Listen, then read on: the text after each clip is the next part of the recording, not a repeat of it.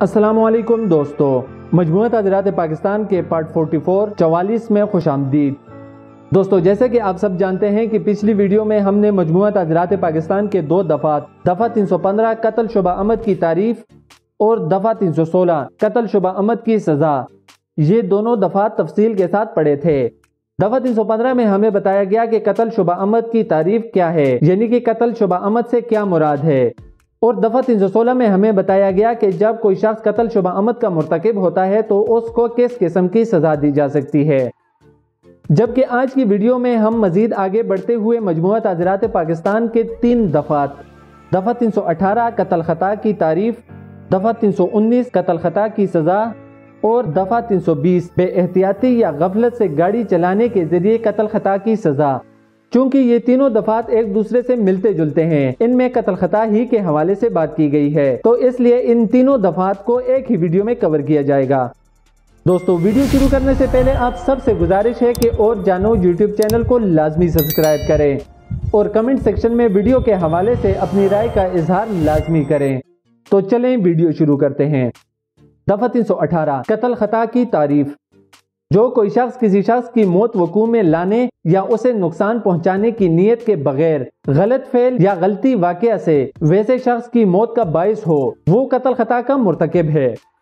یعنی کہ یہاں پر ہمیں قتل خطا کی تعریف کے حوالے سے وضاحت کی گئی ہے کہ کوئی شخص کسی دوسرے شخص کو جان سے مارنا نہیں چاہتا اور نہ ہی اس کو نقصان پہنچانا چاہتا ہے، جبکہ کوئی ایسا غلط کام کر لیتا ہے یا کوئی ایسا حادثہ یا واقعہ ہو جاتا ہے جس سے کسی دوسرے شخص کی موت واقع ہو جاتی ہے، تو ایسے قتل کو قتل خطا کہا جائے گا اور ایسا کوئی غلط کام کرنے والا شخص قتل خطا کا مرتکب ہوگا۔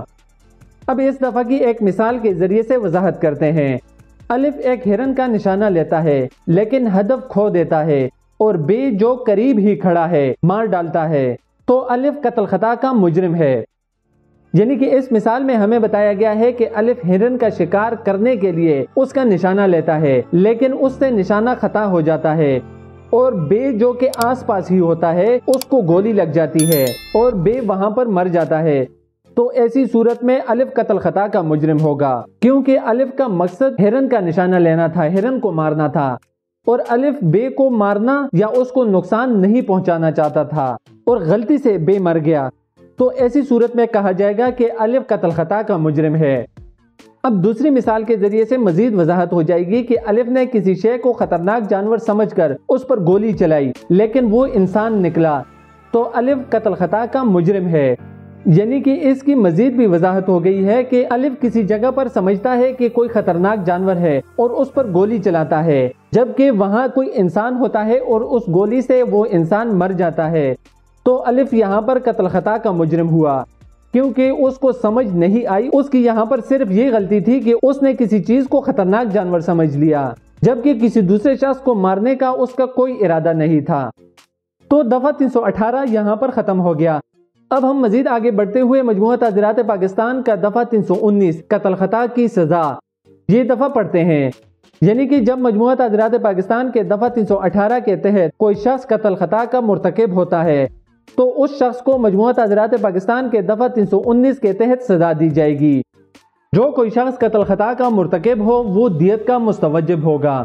یعنی کہ جو کوئی شخص قتل خطا کا ارتکاب کرتا ہے وہ غلطی اور بے احتیاطی کے ذریعے سے کسی شخص کو مار دیتا ہے، تو ایسی صورت میں وہ دیت کا مستوجب ہوگا۔ دیت کی تعریف مجموعہ تعزیرات پاکستان کے 299 میں ہم تفصیل کے ساتھ پڑھ چکے ہیں، مگر شرط یہ ہے کہ اگر قتل خطا کا ارتکاب کسی بے احتیاطی یا غفلت کے عمل سے کیا گیا ہو تو مجرم کو دیت کے علاوہ بطور تعزیر دونوں قسموں میں سے کسی قسم کی ایسی سزائے قید بھی دی جائے گی جس کی میعاد 5 سال تک ہو سکتی ہے۔ یعنی کہ یہاں پر ہمیں بتایا گیا کہ اگر قتل خطا کا ارتکاب بے احتیاطی یا غفلت سے کیا گیا ہو تو ایسی صورت میں مجرم کو دیت کی سزا کے علاوہ جو ہم پہلے پڑھ چکے ہیں بطور تعزیر 5 سال تک قید کی سزا بھی دی جا سکتی ہے۔ اب اس کا ضابطہ دیکھتے ہیں کہ اس دفعہ کے تحت قائم ہونے والے مقدمہ کی سماعت کا کیا طریقہ کار ہوگا۔ قابل دست اندازی، یعنی کہ یہ ایک قابل دست اندازی جرم ہے، اس میں پولیس کو جیسے ہی جرم کی اطلاع ملے گی پولیس فوری طور پر کارروائی کر سکتی ہے اور اس مجرم یا ملزم کو گرفتار کر سکتی ہے۔ اس میں عدالت یا مجسٹریٹ سے وارنٹ گرفتاری حاصل کرنا ضروری نہیں ہے۔ وارنٹ मुकदमा की समाअत के हवाले से वारंट जारी किए जाएंगे। काबिल जमानत, ये एक काबिल जमानत जुर्म है, इसमें जमानत हो सकती है। काबिल राजीनामा, और इसके साथ साथ ये एक काबिल राजीनामा जुर्म है, इसमें फरीकैन आपस में राजीनामा कर सकते हैं। अदालत सेशन, इस मुकदमा की समाअत का अख्तियार सेशन जज को यानी अदालत सेशन को हासिल है। तो दोस्तों, मजमुआ ताज़रात पाकिस्तान का दफ़ा 319 भी यहाँ पर ख़त्म हो गया। अब हम मजीद आगे बढ़ते हुए मजमुआ ताज़रात पाकिस्तान का दफ़ा 320 बेएहतियाती और गफलत से गाड़ी चलाने के जरिए कत्ल खता की सजा, ये दफ़ा पढ़ते हैं। इस दफ़ा में हमें बताया जाएगा कि जब कोई शख्स बेएहतियाती और गफलत का मुजाहिरा करते हुए गाड़ी चलाता है और इस गाड़ी चलाने के जरिए से किसी शख्स को जान से मार देता है, तो ऐसी सूरत में उसको किस किस्म की सजा दी जा सकती है।